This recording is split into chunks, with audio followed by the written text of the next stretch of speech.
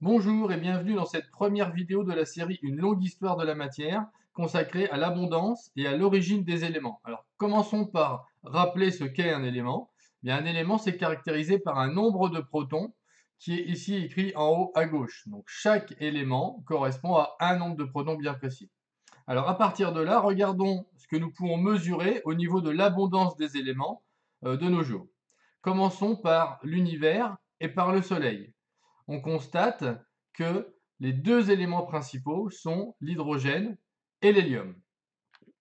Ensuite, dans la Terre, regardons la croûte terrestre et le globe terrestre. Cette fois-ci, on constate que les éléments principaux sont l'oxygène, le fer, le silicium et le magnésium. Et enfin, si on regarde dans les êtres vivants, et notamment dans le corps humain, on constate que les éléments principaux sont l'oxygène, le carbone, l'hydrogène et l'azote. Alors, comment expliquer ces différences? Eh bien, par l'origine des éléments lors de leur apparition, c'est-à-dire lors de leur création. On arrive à obtenir les valeurs qui sont celles du Soleil et de l'univers en observant des spectres. On l'a déjà vu en seconde.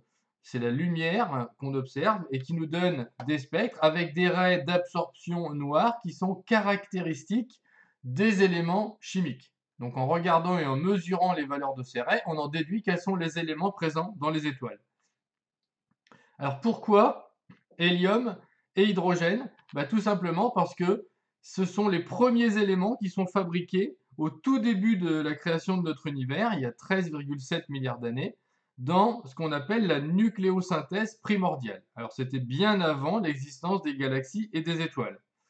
Alors après, on voit ici que dans ces premières minutes, on crée donc essentiellement de l'hydrogène, vous voyez la proportion, de l'hélium et des isotopes de l'hélium ou bien de l'hydrogène. Le deutérium et le tritium sont des isotopes de l'hydrogène.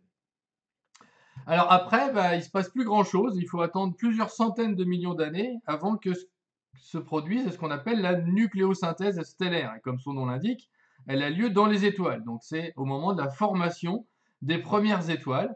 Eh bien, que se passe-t-il? On a fusion entre deux atomes d'hydrogène pour former à la fin un atome d'hélium. On comprend maintenant pourquoi dans le Soleil il y avait un peu plus d'hélium que dans l'ensemble de l'univers, puisque c'est dans les étoiles que sont produits notamment l'hélium. Alors on va voir après, évidemment, que dans les étoiles, il y a un petit peu plus de choses qui peuvent être faites pour arriver notamment à ce qui est présent sur Terre. Alors, c'est la suite de la nucléosynthèse stellaire, mais cette suite, elle dépend de la masse de l'étoile. Pour certaines étoiles, cette nucléosynthèse, elle s'arrête à la production d'hélium. Plus les étoiles sont grosses, plus leur masse est importante, et plus on va aller loin dans la production. On peut produire du carbone, de l'azote, de l'oxygène, et éventuellement même, on peut aller jusqu'au fer, qui est l'élément le plus stable. On ne peut pas aller plus loin dans la nucléosynthèse stellaire. Donc les réactions de fusion, elles continuent encore plus loin jusqu'au fer. Alors, dans la suite, la fin de vie de ces étoiles, en général, elle est assez violente. Alors, les très très grosses étoiles, celles qui arrivent jusqu'au fer, après, l'étoile va s'effondrer sur elle-même et finir par exploser dans ce qu'on appelle une supernova. Alors, on en voit ici un exemple à droite et un deuxième ici encore. Et donc, elles vont rejeter dans l'univers tous les éléments qui sont dans le fer. Et pendant cette supernova, qui est une grosse explosion, on va réussir à obtenir d'autres éléments, quasiment tous les éléments que l'on connaît au-dessus du fer, par des réactions de fusion, de fission ou encore des captures de neutrons.